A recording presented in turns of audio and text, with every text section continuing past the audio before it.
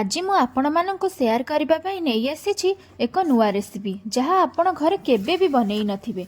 एमितिया जळखिया थरे खाइले बारंबार खाइबा को इच्छा करिवे।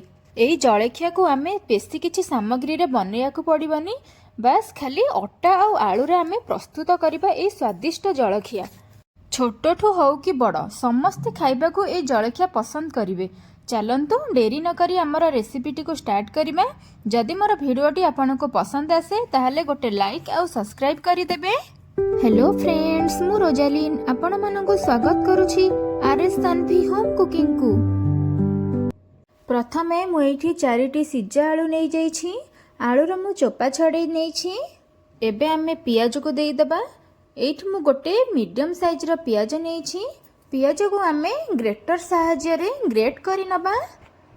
आपण चाहिले भी पियाज को गुंड गुंड पीस करके काटिकी देई परिबे, किंतु ग्रेटर रे आमे ग्रेट करके पकेइले हमर पियाज सहित आलूटा पूरा भल कि सेट हो जिवो, जहा द्वारा हमर जळखियाटा बहुत भल से बनिबो।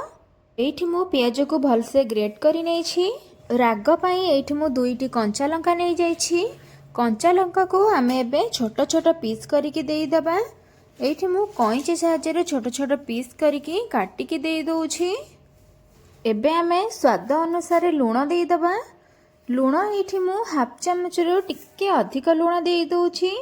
मु 4टा आलू को देखिकी लूण पकेइछि। आपण जेतिकी क्वांटिटी रो आलू यूज करिथिबे सेही अनुसार आपण लूण व्यवहार करिवे। आलू रे आमे किछि मसला ऐड करिबा।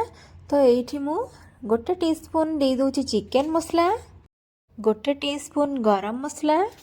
एबे आमे देई दबा गोटे टीस्पून धनिया गुंड। आलू मसलार भल कलर आनिबा पई सेथिरे आमे देई दबा गोटे चमच काश्मीर लंका गुंड। बास्ना पई एठी आमे देई दबा किछि भृसंग पत्र। आपण चाहिले एठी धनिया पत्र भी यूज करि परिबे। एबे आमे कोन करबा ना सबतिका को भल से आमे मिक्स करि नबा। वर्तमान पर्यंत आपण मो भिडियोटी देखिलेनी। भिडियोटी केमिति लागिला प्लीज कमेंट रे मते निश्चिंत जणैबे। जदि भल लागिथिबो ताले गोटे लाइक करिदेबे। आपण जदि मो चैनल ले नुआ आसीथिबे ताले सब्सक्राइब करिदेबे।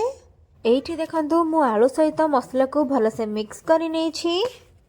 एबे हमें सेथिरे देई दबा अटा। अटा मु एठी गोटे कप रो 1.5 कप नै जाउछि।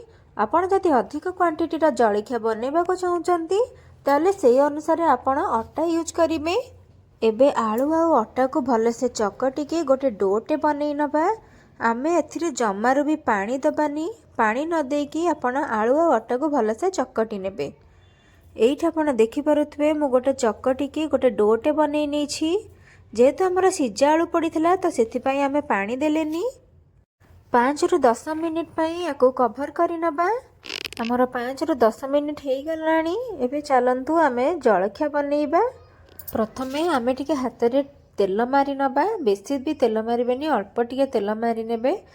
जेहेतु अटा चकटाटा हमर टिके हाथ रे लागि जाई पारे तो सेथि पई तेल मालिश करि नेबे।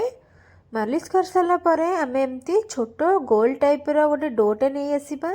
हाथ रे ताको लंबा साइज रो करि नबा।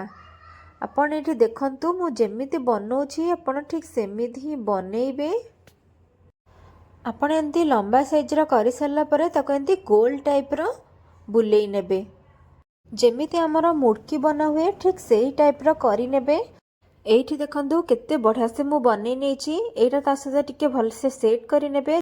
भल कि सेट करबा द्वारा जळखियाटा हमर खोलेनी, जहा द्वारा बहुत बढ़िया से बनी थाए।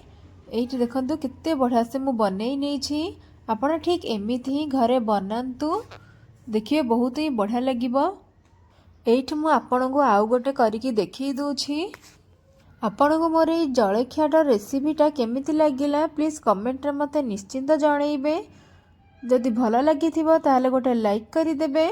आपनका फ्रेंड्स मानको बहुत परिमाण रे शेयर करिवे। एठी मु गोटे परे गोटे जळखिया को बनै नेछि। पूर्वरु मु तेल को गरम करके रखी देइथिली। एबे हमें सेथिरे गोटे परे गोटे जळखिया को देई दबा। एठी मु सुजी यूज करिछि। आपण चाहिले सिमेई भी यूज करि परिबे। जळखिया को टिके क्रिस्पी रखिबा पई एठी मु सुजी यूज करिछि। एठी मु गोटे परे गोटे जळखिया को देई देइछि। एबे हमें किछि समय हबा पई छाडी दबा। गोटे पट साइड हेई गलानी। हमें एबे आर पट साइड को करि नबा। ଏଇଠି ମୁଁ ଯେମିତି ବନେଇଛି ଆପଣ ଠିକ୍ ସେମିତି ହିଁ ବନାନ୍ତୁ, ଦେଖିବେ ଖାଇବାକୁ ବହୁତ ହିଁ ବଢ଼ିଆ ଲାଗିବ। ଏଇଠି ଆମର ଜଳଖିଆଟା ପରଫେକ୍ଟଲି ହେଇଗଲାଣି, ଗୋଲ୍ଡେନ୍ ବି ହେଇଗଲାଣି। ଆମେ ଏବେ ଏହାକୁ ଛାଣିକି ଗୋଟେ ପ୍ଲେଟ୍ରେ ବାହାର କରି ନେବା। ଏଇଠି ମୁଁ ଆପଣଙ୍କୁ ଚେକ୍ କରିକି ଦେଖେଇ ଦେଉଛି କେତେ କ୍ରିପ୍ସି ହେଇଛି, କେତେ ସ୍ପାଇସି ହେଇଛି, ଖାଇବାକୁ ବହୁତ ହିଁ ଟେଷ୍ଟି ହେଇଛି। ଆପଣ ଠିକ୍ ଏମିତି ଘରେ ବନାନ୍ତୁ, ସମସ୍ତଙ୍କୁ ଖୁଆନ୍ତୁ, ଦେଖିବେ ବହୁତ ହିଁ ବଢ଼ିଆ ଲାଗିବ ଖାଇବାକୁ। ସମସ୍ତେ ବହୁତ ବଢ଼ିଆ ହିଁ କହିବେ। ଅଟା ଆଉ ଆଳୁରେ ସ୍ୱାଦିଷ୍ଟ ଜଳଖିଆ ଆପଣ ପ୍ଲିଜ୍ ନିଶ୍ଚିନ୍ତ ଘରେ ଟ୍ରାଏ କରନ୍ତୁ। ଆପଣ ଯଦି ମୋ ଭିଡ଼ିଓ ସବୁବେଳେ ଦେଖିବାକୁ ଚାହୁଁଛନ୍ତି, ପାଖରେ ଥିବା ବେଲ୍ ଆଇକନ୍କୁ ଅଲ୍ ଅପସନ୍ ପ୍ରେସ୍ କରନ୍ତୁ। ରହୁଛି, ଧନ୍ୟବାଦ।